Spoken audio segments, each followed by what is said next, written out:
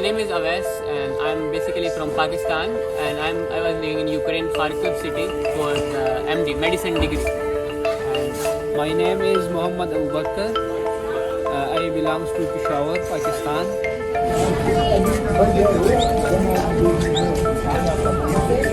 The university was saying that there will be no war, study will be offline, you cannot go to your country. Our agents were saying same. And when the war started, the bombs were in front of our skies, and we can't do anything. We took 18 hours train. We have to move like by taxi to the border of Ukraine. After that, we have to go by walk for 35 kilometers because the line of cars and the people moving was very, very, very long. Like it took 2 days to reach Kharkiv border.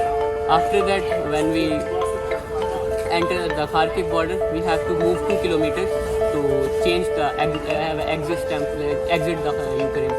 It took like 8 to 9 hours, and we didn't sleep from 2 days, and we sleep only 3 hours 2 days before.